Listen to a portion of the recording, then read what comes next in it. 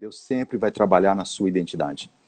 Você nunca estará preparado para viver o seu propósito de vida sem que primeiro você descubra a sua identidade. Se você não souber qual é a sua identidade, você sempre dirá não para o propósito de Deus na sua vida. Quer um exemplo? Vai lá e faça isso para mim. Senhor, manda outro. Senhor, mas eu não sei falar. Vai lá e faça isso para mim. Senhor, mas eu sou tão pequeno, eu sou. Olha a identidade, eu sou. Eu sou. Quantas vezes pessoas que estão nos ouvindo agora parou na frente do espelho e disse assim, eu sou um fracassado, eu sou falido, Deus não me ama, eu sou rejeitado, ninguém me ajuda. Aí começa aquela autocomiseração, aquele vitimismo. Deus nunca vai revelar um propósito sem antes revelar a identidade. Verdade. Todas as vezes que Deus quiser entregar algo na sua mão, Ele só entrega depois que você souber qual é a sua identidade. Sabe por quê? Sempre o seu propósito será maior do que você. Sempre o seu propósito de vida nunca será igual ou menor do que a sua identidade. Ele sempre será maior do que a sua identidade. Por isso a necessidade de ter uma identidade bem firmada para suportar as provações, porque junto com o propósito vem a oposição do inimigo. Junto com o propósito vem as provações da vida. E se você não tiver com uma identidade bem formada, o inimigo começa a vir no seu ouvido e falar, tá vendo? Ó, você não vai conseguir, você é fracassado, você é derrotado. E você começa a dar ouvidos à voz do inimigo e à voz da oposição e começa a desprezar o propósito de Deus na vida. Veja, Deus não entregou para Jacó o propósito enquanto ele não revelou a identidade. A identidade dele era o quê? A identidade dele não era de um fujão. Teve um problema com o irmão, fugiu. Teve um problema com o sogro, fugiu. O tempo todo. Foi quando ele decidiu desafiar o anjo, foi quando ele decidiu enfrentar o anjo, foi que Deus revelou para ele a identidade. Agora, tu és Israel, campeão com Deus. Você lutou com Deus e com os homens e prevaleceu. Esse é você, Jacó. Daquele dia em diante, Jacó nunca mais andou da mesma forma. Nunca mais ele foi o mesmo, porque ele estava preparado para o propósito, que era ser um patriarca, depois que ele descobriu a sua identidade. Qual era o problema dele? O tempo todo ele queria ser Esaú. Ele se vestia como Esaú, ele queria caçar como Esaú, ele queria ter o cheiro de Esaú. Quando o pai dele perguntou, quem está aí? Ele disse, é Esaú. Todo o tempo as pessoas estão tentando ser quem Deus não quer que elas sejam. O que Deus tinha para Esaú era uma coisa, o que Deus tinha para Jacó era outra completamente diferente.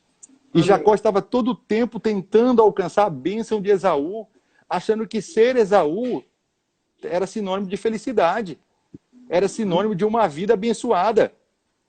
E quando nós tentamos nos apropriar de uma identidade que não é aquela que o Pai quer nos dar, nós vivemos neste mundo como perdidos, como solitários e como andarilhos na vida. Sem identidade não tem lugar para você. Sem identidade não tem amigos para você. Sem identidade não existe ambientes, nada te satisfaz, nada te alegra. Tem sempre um vazio no seu peito, tem sempre um buraco emocional, sempre um vazio existencial, sempre uma instabilidade espiritual, uma gangorra espiritual. Por quê? Por falta da identidade. A identidade está completamente ligada à sua filiação. Se você tem uma filiação mal formada, você cresce sem afirmações.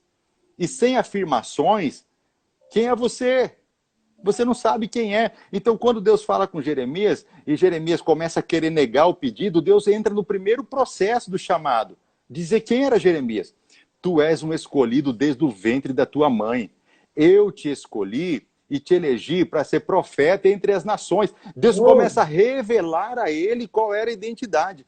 E depois que ele descobre e começa a vir à memória dele algumas coisas que ele se lembrava na infância, e ele percebeu e falou assim, mas não é que Deus tem razão mesmo? Rapaz, eu acho que tem tudo a ver o que ele está falando aí, tem coerência, tem nexo o que ele está falando. Então, realmente, eu sou isso. Aí ele fala para Deus, o que o senhor quer que eu faça?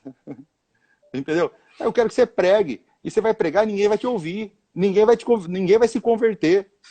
E ele prega, ele é jogado num calabouço, é até conhecido como profeta chorão. 70 anos depois, um camarada chamado Daniel vai ler o livro de Jeremias e percebe, rapaz, Jeremias, não é que Jeremias era um profeta mesmo? Ele disse que no final de 70 anos acabaria o cativeiro e está acabando.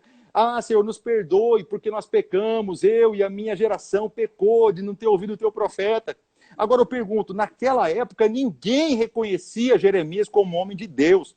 Teve um profeta que deve ter um tapa na cara dele, dizendo para ele assim que ele estava profetizando maldição. Deu um tapa na cara dele, ele foi lançado no calabouço, porque as pessoas diziam assim, não, você não é profeta. Só que Jeremias já tinha recebido a sua identidade. Ele sabia que ele era profeta entre as nações.